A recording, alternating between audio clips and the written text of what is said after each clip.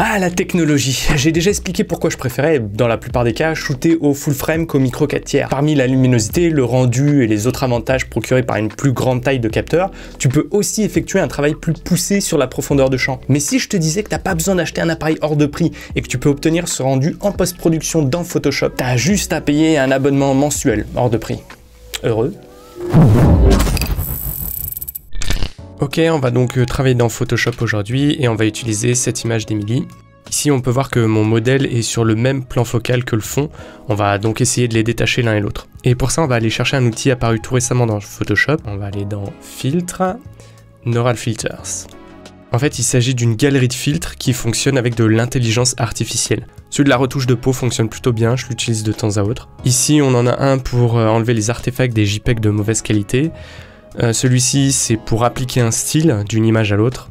On a des filtres en waiting list, c'est-à-dire qu'ils sont en train d'être développés et ils seront disponibles bientôt, mais tu peux demander à être informé apparemment.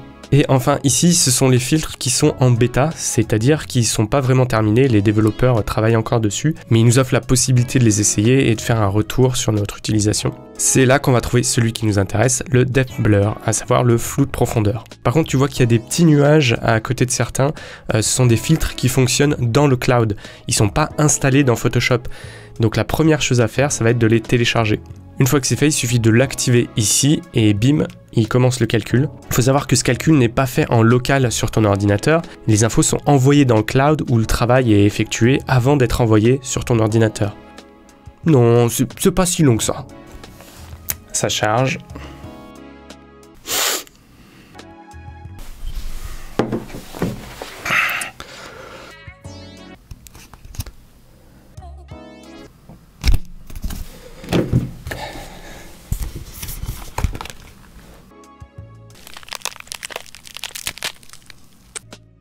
It's been 84 years.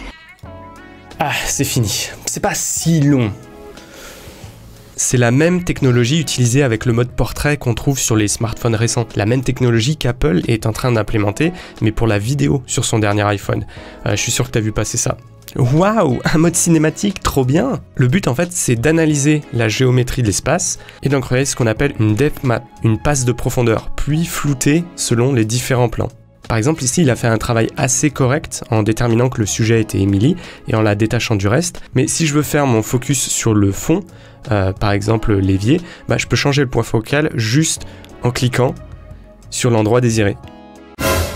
Ah oui, j'ai oublié de te dire, tous les changements redemandent du calcul et donc un nouveau retour dans le cloud. Mais c'est pas si long.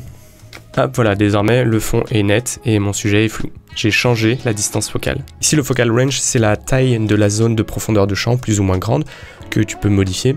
Notre problème là, c'est évidemment que j'ai beaucoup trop de flou. On va donc diminuer la quantité pour quelque chose de plus réaliste. Genre, hop, peut-être 15, quelque chose comme ça. Voilà, c'est un peu mieux. Comme tu peux le voir, ensuite, tu as aussi d'autres options qui vont utiliser la même passe de profondeur. Mais au lieu de rajouter du flou, là, par exemple, tu vas pouvoir ajouter du haze.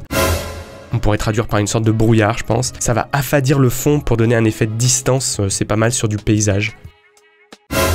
Mais tu vas aussi pouvoir changer la température, la saturation ou la luminosité. Une fois qu'on est globalement satisfait, on va aller tout en bas dans Output pour déterminer comment ce sera appliqué en sortie. New Layer, ça veut dire qu'il applique seulement l'effet sur un nouveau calque. Personnellement, je préfère travailler sur le calque de base dupliqué et l'effet avec un masque de fusion.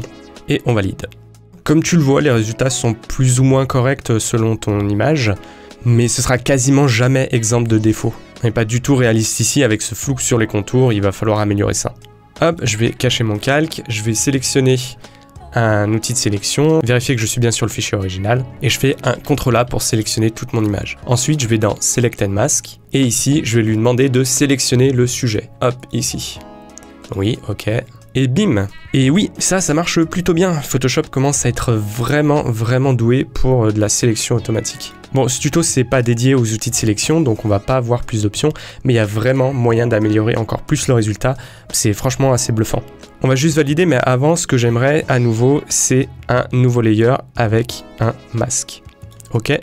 Et voilà. Maintenant, si je le passe au-dessus du calque avec mon effet, si tu observes bien ici par exemple, tu vois qu'on est quand même beaucoup mieux. Le flou ne s'applique pas sur Emily. Mais on a encore cet effet de halo qui est dû au calque de flou juste en dessous. Alors comment améliorer ça? La solution la plus clean, c'est simplement de créer un nouveau calque qu'on va mettre ici, au-dessus de l'effet. Vérifier qu'au niveau de l'échantillonnage, on est bien sur le calque sélectionné et en dessous. Prendre notre outil tampon, sélectionner une zone proche avec Alt et clic, et ensuite, peindre le contour, hop, proche, comme ceci, tout doucement, et enlever ce petit effet disgracieux.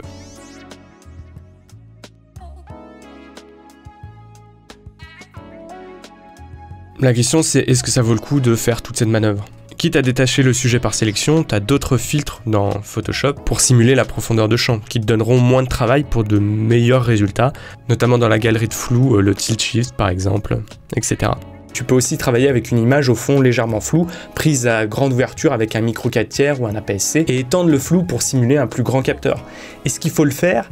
Je sais pas. Pour quelqu'un qui a l'œil, à moins de faire un très bon travail dans Photoshop, on voit très vite le truc. L'outil magique n'existe pas encore, donc pourquoi je te montre ça? Parce que je pense vraiment que cette techno va s'améliorer de plus en plus. Regarde à quel point les outils de sélection automatique sont devenus magiques. Tu peux pas t'imaginer les heures qu'on passait il y a des années à détourer des cheveux. Oh, l'avenir s'annonce chouette, Marty, et il appartient à ceux qui s'abonnent à cette chaîne. Je sais vraiment plus comment finir mes vidéos, donc c'était l'astuce de la semaine. Bisous, see you mate, keep on creating.